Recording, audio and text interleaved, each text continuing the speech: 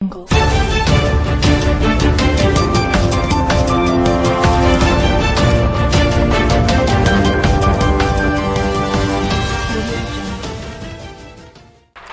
प्रदेश की राजनीति का देश में बहुत बड़ा महत्व है, आपको बता दें उस प्रदेश में चुनाव होने में कुछ ही महीनों का वक्त बाकी है। यही वजह है कि लगभग सभी पार्टियां अपने अपने तरीके से इस चुनाव की तैयारी में लग गई हैं। हमारे साथ इस वक्त बातचीत करने के लिए समाजवादी पार्टी के तेज तर्रार नेता नीरज सोढ़ी जी मौजूद हैं। उनसे जानेंगे क्या कुछ वर्तमान हालात इस वक्त बन रहे हैं। जी सोढ़ी जी। सबसे पहले मैं पत्रकार बंधुओं का धन्यवाद करूंगा और सब को पत्रकार बंधुओं को ईद की मुबारकबाद दूंगा। पूरे देश के मुसलमान भाइयों को मैं ईद की तहे दिल से मुबारकबाद देता हूं। बहुत हर्ष और उल्लास से ईद मनाएं, अपने परिवार के बच्चों का ख्याल रखते हुए ईद मनाएं।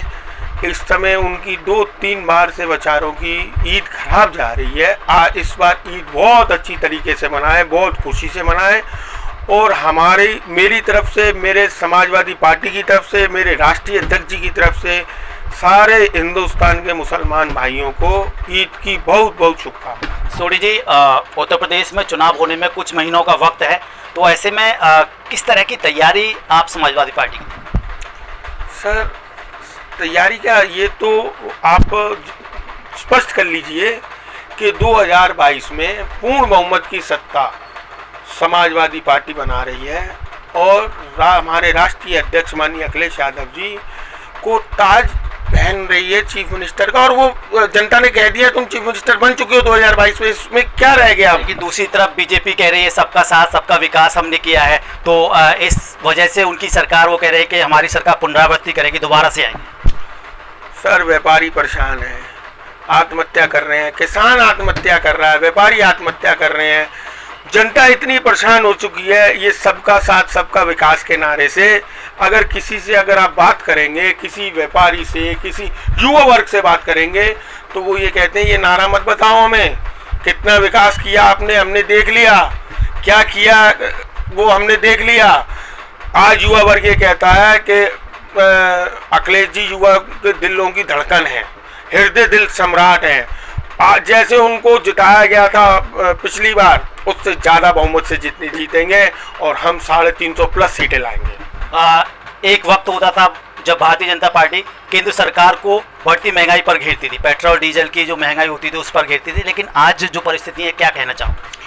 आज माननीय राजनाथ सिंह जी कहाँ हैं? आज माननीय स्मृति ईरानी जी कहाँ हैं? माननीय मोदी जी, आप तो नीचे सिलेंडर लेके बैठ जाते थे। मेरे पास वो तस्वीर भी है जिसमें मोदी जी, स्मृति ईरानी जी, राष्ट्रीय राजनाथ सिंह जी, ये सब बैठे हुए हैं। आज कहाँ सिलेंडर पहुंच गया?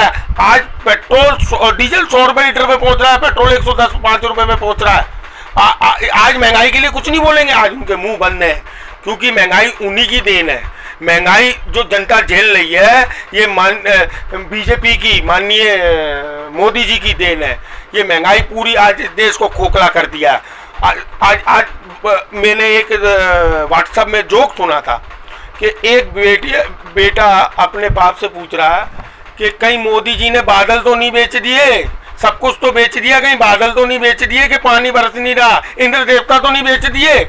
उनका कोई भरोसा नहीं है बीजेपी वालों का, वो कुछ भी बेच सकते हैं, भगवान भी बेच सकते हैं। वो आपस में हिंदू मुसलमान को लड़ाते हैं सब। योगी सरकार कहती है कि क्राइम पर उनका 0 टॉलरेंस है, वो सहन नहीं करेंगे क्राइम को। आपको क्या लगता है जो कानून व्यवस्था है उस पर क्या? बाबा जी योगी जी से कानून व्यवस्था तो उन्होंने चुनावों में, जिला पंचायत और ब्लॉक प्रमुख के चुनावों में दिखा दी कि कैसी गुंडागर्दी करी जाती है। एक एसपी को पीट रहे हैं और कैसी गुंडागर्दी बीजेपी के लोगों ने, योगी जी के लोगों ने की, योगी जी के गुंडों ने कैसी गुंडागर्दी की है आप पत्रकार बंधु मुझसे ज़्यादा जानते हैं। वो तो कहते हैं कि जो मुकाबला होने वाला है उससे पहले ये जो तस्वीर है वो कहीं ना कहीं बयां कर रही है कि भारतीय जनता पार्टी बढ़त बना रही है। जैसे उन्होंने अपने ब्लॉक प्रमुख और जिला पंचायत अध्यक्ष बनाया है। ये तो पत्रकार बंधु जी आप साफ पूरी जनता जानती है, पूरी जनता जानती है कितनी गुंडागर्दी से बनाए। इतनी गुंडागर्दी तो आज तक हम इतनी बड़े हो गए, इतने सालों से राजनीति कर रहे हैं, 25 साल की राजनीति का कैरियर हो गया, हमने तो आज तक इतनी गुंडागर्दी किसी भी पार्टी में नहीं देखी। जो बीजेपी, वो तो प्रशासन, आप प्रशासन से बात करो, प्रशासन के आला अधिकारियों से बात करो, उनको तो बीजेपी के गुंडों ने कुछ करने नहीं दिया। योगी जी के आदेश के अलावा कोई काम नहीं हुआ। वो कहते हैं कि उनके पास मोदी जी के रूप में बहुत बड़ा चेहरा है और योगी जी भी साथ हैं, एक अच्छी जोड़ी मानी जाती है राजनीति की, तो कैसे पार पाएंगे? 2022 में हम उसका जवाब देंगे आपको, 2022 में हम उसका जवाब देंगे। और अभी तो बीच में मैंने कुछ सुना था कि योगी जी को ये सीएम ही हटाना चाह रहे हैं, आपने भी सुना होगा, पत्रकार बंधु है। और अभी आप जोड़ी की बात कर रहे हैं। अरे बीजेपी में कोई किसी की जोड़ी नहीं है, बीजेपी में कोई किसी का सका नहीं है। अडवाणी जी को कैसे उन्होंने बाइकआउट कर दिया। आप अडवाणी जी के कभी पैर छूते थे, आज अडवाणी जी हाथ जोड़ के आपके खड़े हैं, उनको नमस्ते भी नहीं कर रहे हैं। आपके अंदर, क्योंकि आपने परिवार देखा ही नहीं है, आपके बच्चे हैं ही नहीं, आपने संस्कार आपके अंदर है ही नहीं।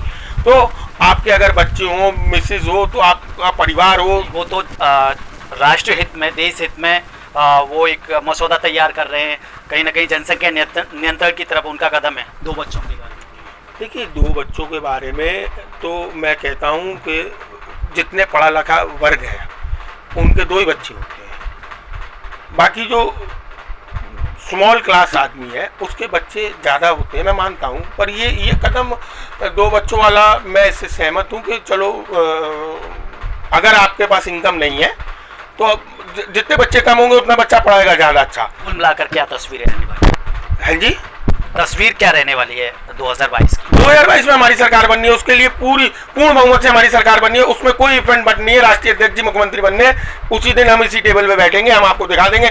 और जितना काम हमने किया है हमारे राष्ट्रीय अध्यक्ष जी, और उससे 5 गुना काम करके दिखाएंगे, और ये हमारा वादा आपसे।